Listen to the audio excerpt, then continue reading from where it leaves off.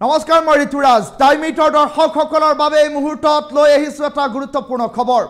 নথিপত্ৰ নুচুৱাকৈ ভাৰতীয় মুছলমানক সজোৱা হৈছে বাংলাদেশী আৰু অসম আৰক্ষীয়ে নথিপত্ৰ নুচুৱাকৈ হাতকেৰে লগোৱা লোকসকলক এতিয়া যদি এতিয়া কাষ চাপে আইনৰ তেনেহলে আৰক্ষী বিপদত পৰিব বুলি এক প্ৰকাৰ মন্তব্য প্ৰকাশ কৰা পৰিলক্ষিত হৈছে এই গুৰুত্বপূৰ্ণ খবৰটো টাইম মিটৰ দৰ্শকসকলক এই মুহূৰ্তত জনাইছো নথিপত্ৰ নুচুৱাকৈ মুছলমানক সজোৱা হৈছে বাংলাদেশী নথিপত্ৰ থকাৰ পাছতো ভাৰতীয় মুছলমানৰ ওপৰত কৰা হৈছে অত্যাচাৰ কৰা হৈছে হাৰাশাস্তি ন্যায়ালয়ৰ নিৰ্দেশ অমান্য কৰি বিপদত পৰিব পাৰে আৰক্ষী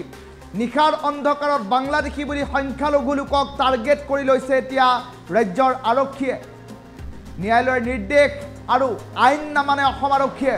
এই অভিযোগ এতিয়া উত্থাপন কৰা পৰিলক্ষিত হৈছে বাংলাদেশীৰ নামত প্ৰকৃত ভাৰতীয়ক বাংলাদেশী খজুৱা হৈছে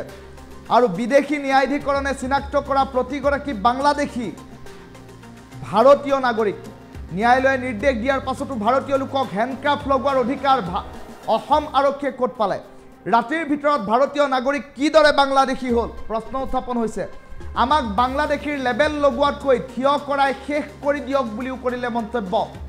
এটা জাতিক টাৰ্গেট কৰি এফালৰ পৰা নিশেষ কৰি গৈছে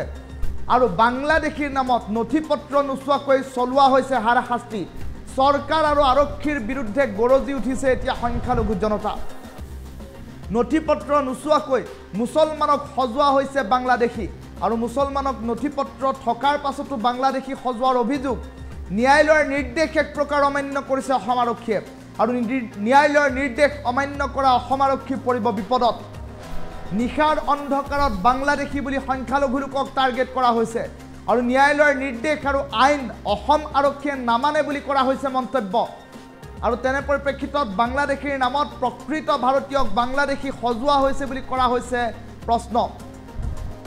ন্যায়ালয়ে নিৰ্দেশ দিয়াৰ পাছতো ভাৰতীয় লোকক হেণ্ডকাফ লগোৱাৰ অধিকাৰ ক'ত পালে আৰক্ষীয়ে সেই আৰক্ষীৰ বিৰুদ্ধে কি হ'ব ব্যৱস্থা তাক লৈ উত্থাপন হৈছে বৰ্তমান সময়ত প্ৰশ্ন ৰাতিটোৰ ভিতৰতে কিদৰে ভাৰতীয় নাগৰিকক বাংলাদেশী সজোৱা হৈছে আমাক বাংলাদেশীৰ লেবেল লগোৱাতকৈ সকলোকে সমানে থিয় কৰাই আমাক শেষ কৰি পেলাওক এটা জাতিক টাৰ্গেট কৰি এফালৰ পৰা নিশেষ কৰিবলৈ এই ষড়যন্ত্ৰ কিয় ৰচনা কৰিছে অসম চৰকাৰে অসম চৰকাৰ আৰু আৰক্ষীৰ বিৰুদ্ধে এতিয়া সংখ্যালঘু জনতা এক প্ৰকাৰ গৰজি উঠিছে আৰু সমগ্ৰ বিষয়টোক লৈ সমগ্ৰ ৰাজ্যজুৰি প্ৰতিক্ৰিয়া আৰম্ভ হৈছে নথিপত্ৰ নুচুৱাকৈ মুছলমানক সজোৱা হৈছে বাংলাদেশী আৰু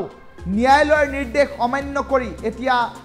ভাৰতীয় মুছলমানৰ হাতত বাংলাদেশী বুলি পিন্ধোৱা হৈছে হাতকেৰেয়া আৰু এই কথা সহজভাৱে মানি লোৱা নাই সংখ্যালঘু দল সংগঠনে সংখ্যালঘু জনতাই তেনে পৰিপ্ৰেক্ষিতত বিষয়টোক লৈ মাত মাতিছে শেহতীয়া 4টা দিনত 500তকৈ অধিক বাংলাদেশী বিতৰণ কৰা হৈছে ইয়াৰে ভিতৰত সৰহ সংখ্যকে প্ৰকৃত ভাৰতীয় নাগৰিক বুলি ইতিমধ্যে মন্তব্য প্ৰকাশ কৰা হৈছে তেনে পৰিপ্ৰেক্ষিতত এইসকল লোকৰ ক্ষেত্ৰত কিয় এনেধৰণৰ ব্যৱস্থা গ্ৰহণ কৰা হৈছে সংখ্যালঘু লোকৰ ওপৰত এয়া ষড়যন্ত্ৰমূলক আক্ৰমণ নেকি তাক লৈ প্ৰশ্ন উত্থাপন হৈছে আৰু তেনে পৰিপ্ৰেক্ষিতত এতিয়া সংখ্যালঘু দল সংগঠনে বিষয়টোক লৈ প্ৰতিবাদ আৰম্ভ কৰা পৰিলক্ষিত হৈছে মন্তব্য আছে টাইম মিটৰ দৰ্শকসকলক এই মুহূৰ্তত মন্তব্য শুনাই লৈছো গভীৰ নিশা গম পালো যে অসম পুলিচে তথা বৰ্ডাৰ পুলিচে কিছুমান ব্যক্তিক বাংলাদেশী ব্যক্তিক মানে ধৰি লৈ গৈছে পিছত আমি গম পালো যে অসম পুলিচে যিটো কাম কৰিছে সঁচাকে গৰিহণাৰ যোগ্য আৰু ধিক্কাৰ দিব লাগিব কাৰণ মই যিজন মানুহৰ ইয়াত উপস্থিত হৈছো মোৰ নেইবাৰ হয় মানুহজনৰ নাম হৈছে আবু বকৰ সিদ্দিক আৰু মানুহজন অনাৰেবল গুৱাহাটী হাইকোৰ্টৰ পৰা অৰ্ডাৰ লৈ আহিছে আৰু অনাৰেবল হাইকোৰ্টে স্পেচিফিক অৰ্ডাৰ দিছে যে the petitioner shall not be detained and deported specific কৈছে যে অনাৰেবল গুৱাহাটী হাইকোৰ্টে স্পেচিফিকভাৱে কৈছে যে petitioner shall not be detained and shall not be deported তৎসত্ত্বেও আমি দেখা পাইছো যে যোৱা ৰাতি মাছ নিশা অসম পুলিচে মানুহজনক ধৰি লৈ আহিছে আৰু ডিটেইন কৰি থৈ দিছে ইয়াতকে দুৰ্ভাগ্যজনক কথা আৰু কি হ'ব পাৰে সাধাৰণ জনতাৰ কোনো সিকিউৰিটি নাই সাধাৰণ মানুহৰ কোনো সিকিউৰিটি নাই অনাৰেবল গুৱাহাটী হাইকোৰ্টৰ অৰ্ডাৰ থকা সত্ত্বেও অসম পুলিচে এনেকে মানুহক উঠাই লৈ আতংকময় পৰিৱেশৰ সৃষ্টি কৰিছে ক'ত আইন ক'ত অনাৰেবল গুৱাহাটী হাইকোৰ্টেও মানা নাই আইন মনাই অসম পুলিচে গতিকে আমি দাবী জনাইছো যে এনেকে সাধাৰণ জনতাক যদি এনেকে ধৰি লৈ আহে অনাৰেবল গুৱাহাটী হাইকোৰ্টৰ অৰ্ডাৰ আছে অনাৰেবল সুপ্ৰিম কোৰ্টৰ অৰ্ডাৰ আছে যে এনেকে মানুহক মাছ নিশা উঠাই আহিব নোৱাৰে, কিন্তু তৎসত্ত্বেও ডকাইতৰ নিচিনা, চোৰৰ নিচিনা, মাৰ্ডাৰ কেছৰ আসামীৰ নিচিনাকে এনেকে মানুহক উঠাই লৈ আহিছে, ইলিগেলি আনলফুলি এনেকে উঠাই লৈ আহিছে। গতিকে আমি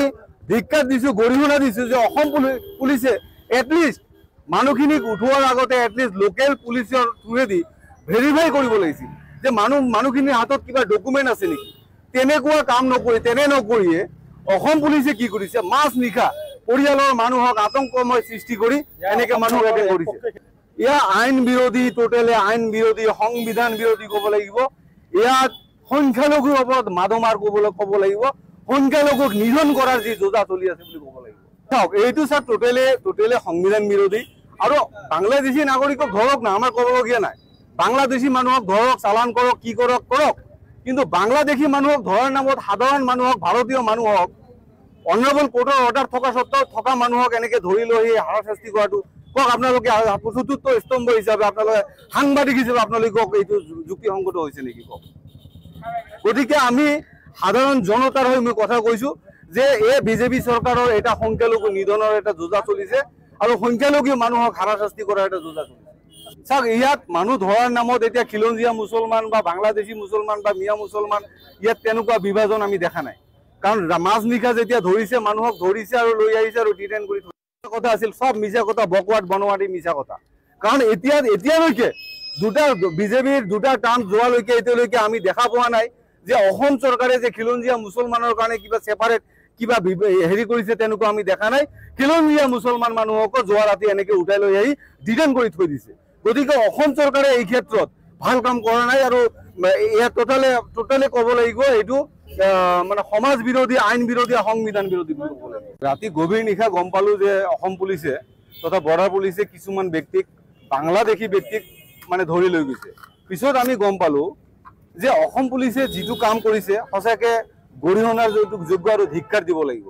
কাৰণ মই যিজন মানুহৰ ইয়াত উপস্থিত হৈছো, মোৰ নেইবাৰ হয়। মানুহজনৰ নাম হৈছে আবু বকৰ সিদ্দিক আৰু মানুহজন অনাৰেবল গুৱাহাটী হাইকোৰ্টৰ পৰা অৰ্ডাৰ লৈ আহিছে আৰু অনাৰেবল হাইকোৰ্টে স্পেচিফিক অৰ্ডাৰ দিছে যে the petitioner shall not be detained, the petitioner shall not be detained and deported. Specific কৈছে যে অনাৰেবল গুৱাহাটী হাইকোৰ্টে স্পেচিফিকভাৱে কৈছে যে petitioner shall not be detained and shall not be deported. তৎসত্ত্বেও আমি দেখা পাইছো যে যোৱা ৰাতি মাছ নিশা অসম পুলিচে মানুহজনক ধৰি লৈ আহিছে আৰু ডিটেইন কৰি থৈ দিছে। ইয়াতকে দুৰ্ভাগ্যজনক কথা আৰু কি হ'ব পাৰে। সাধাৰণ জনতাৰ কোনো সিকিউৰিটি নাই, সাধাৰণ মানুহৰ কোনো সিকিউৰিটি নাই। অনাৰেবল গুৱাহাটী হাইকোৰ্টৰ অৰ্ডাৰ থকা স্বত্বেও অসম পুলিচে এনেকে মানুহক উঠাই লৈ আতংকময় পৰিৱেশৰ সৃষ্টি কৰিছে। ক'ত আইন, ক'ত অনাৰেবল গুৱাহাটী হাইকোৰ্টেও মানা নাই, আইন মনাই অসম পুলিচে। গতিকে আমি দাবী জনাইছো যে এনেকে সাধাৰণ জনতাক যদি এনেকে ধৰি লৈ আহে, অনাৰেবল গুৱাহাটী হাইকোৰ্টৰ অৰ্ডাৰ আছে, অনাৰেবল সুপ্ৰিম কোৰ্টৰ অৰ্ডাৰ আছে যে এনেকে মানুহক মাছ নিশা উঠাই আহিব নোৱাৰে,